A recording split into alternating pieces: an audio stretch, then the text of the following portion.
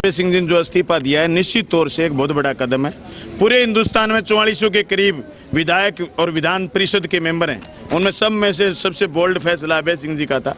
इस फैसले के स्वागत को करते हुए और हम गांव-गांव में जाकर के बता रहे हैं कि जनप्रतिनिधि जब विधानसभा के अंदर अपनी बात रखे और सरकार नहीं सुने तो उसके पास कई विकल्प होते हैं, उनमें से इस्तीफा भी एक विकल्प है। वो ये कह करके कि मैं जनता के बीच जाऊंगा, वापिस जाकर के ये बताऊंगा कि तुम्हारी कारस्तानियां ये हैं और इस लड़ाई को मजबूत करना है। मैं समझता हूँ अभय सिंह के इस्तीफे के बाद आज पूरे हिंदुस्तान में ये डिबेट है, अभय सिंह जीत करके वापस हरियाणा की विधानसभा में जाना चाहिए। मैं इसी तरीके से मेरी मार्क्सवादी कम्युनिस्ट पार्टी के यहाँ जनाधार जरूर थोड़ा है, लेकिन मेरी पार्टी की जिला कमेटी ने भी अभय सिंह को समर्थन किया है और मैं राजस्थान की CPIM की राज्य कमेटी से परमिशन लेकर के बाकायदा प्रचार में लगा हुआ हूँ और पूरे होशवास के साथ कह रहा हूँ, ना सिर्फ वोट की अपील कर रहे हैं, मैं हाथ जोड़ के लोगों से वोट मांगे कि अभय सिंह को ज्यादा से ज्यादा वोटों से जिताया जाए। यहाँ पर बोल कर गए हैं, वो कह रहे हैं कि इनको तो आदत पड़ गई, साल हो गया, ये तो इस तरह ही करता रहा है, तो फर्क को नहीं पड़ा। अगर फर्क नहीं पड़ते तो उन्हीं का भाषण आप उठा करके देखो। उन्होंने अगले शब्द में, मैंने उनका भाषण सुना पूरा, अगले शब्द में ही उन्होंने ये कहा है कि इन्होंने मंडी कानून लागू नहीं करने दिया, नहीं तो बाहर मंडियां और लग जाती, धान बिक जाता। ये उन्होंने ही कहा है। अगर फर्क नहीं पड़ता तो फिर तुम लागू कर देते तीनों कानून आज भी बने हैं, लोकसभाओं में पारित हुए हैं, लागू नहीं हुए हैं। अगर लागू हो जाते तो DAP खाद की ब्लैक मार्केटिंग में मेरी विधानसभा क्षेत्र का एक लड़का हिसार जेल में बंद है। आपके हरियाणा की कानून ने कार्रवाई की है, क्योंकि अभी तक आवश्यक सेवा वस्तु अधिनियम जिंदा है। जिस दिन खत्म हो जाएगा उस दिन आवश्यक सेवा वस्तु अधिनियम खत्म होने के बाद काला बाजारी बढ़ेगी। मैं दावे के साथ कह सकता हूं कि दुष्यंत चौटाला के खुद के बयान में कंट्रोवर्सी थी। मैं उनसे सलाह करना चाहता हूं कि खुद अपना बयान सोच समझ करके दें।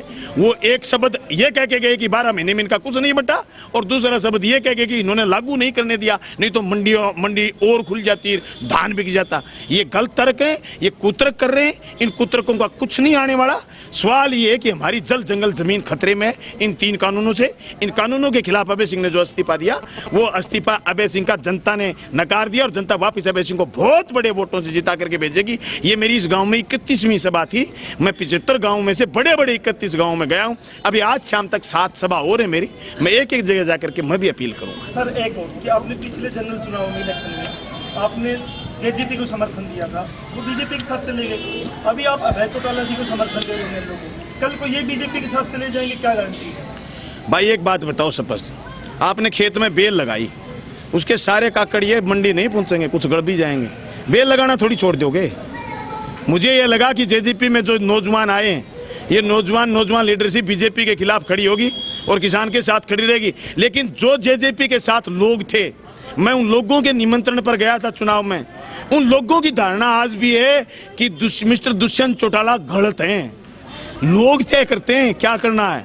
और मैं अभी दावे के साथ कह रहा हूं, अभय सिंह जी अगर ऐसा काम करेंगे तो अभय सिंह जी भी गलत साबित हो जाएंगे। लेकिन आज की मैं बात करूं 30 तारीख से पहले, अभय सिंह सही है। अभय सिंह ने किसान के समर्थन में इस्तीफा दिया है।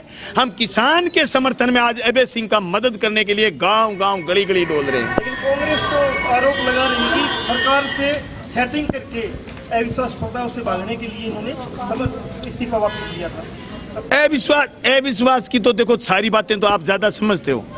नफरी नहीं थी, 46 के बिना खाए का विश्वास प्रस्ताव। लेकिन जो इस्तीफा दिया ना, उसके पीछे लोग इस्तीफा देते तो शायद अच्छा मैसेज जाता। मैंने इस्तीफा इसलिए नहीं दिया मेरी राजस्थान की विधानसभा में, क्योंकि हमने तीनों काले कानूनों के खिलाफ राजस्थान में हमने कानून पास कर लिए थे। कुछ तो अड़बड़ास वहाँ निकाली, हालांकि वो अभी भी राज्यपाल दबाए बैठे हैं, राष्ट्रपति के पास नहीं भेजे। लेकिन उसके बाद सड़क से लेकर के सदन तक हमने संघर्ष जारी कर रखा है। और ये देश की लड़ाई है, एक प्रदेश की लड़ाई नहीं है, एक MLA की लड़ाई नहीं है, एक संयुक्त मोर्चा की लड़ाई नहीं है। ये हम सब लोगों की लड़ाई है। आवश्यक सेवा वस्तु अधिनियम से न पत्रकार वंचित रहेगा, न दलित वंचित रहेगा, न पीड़ित वंचित रहेगा, न मिडिल क्लास वंचित रहेगा, न किसान वंचित रहेगा। सब लोग देश के आवश्यक सेवा वस्तु अधिनियम से प्रभावित होंगे। इसलिए इन तीनों काले कानूनों के खिलाफ ये सिर्फ चुनाव नहीं, ये एक जंग है। इस जंग को अभय सिंह के साथ खड़े होकर के हम लड़ने का प्रयास कर रहे हैं और उम्मीद है आप सब लोगों के सहयोग से हम ये जंग जीतेंगे।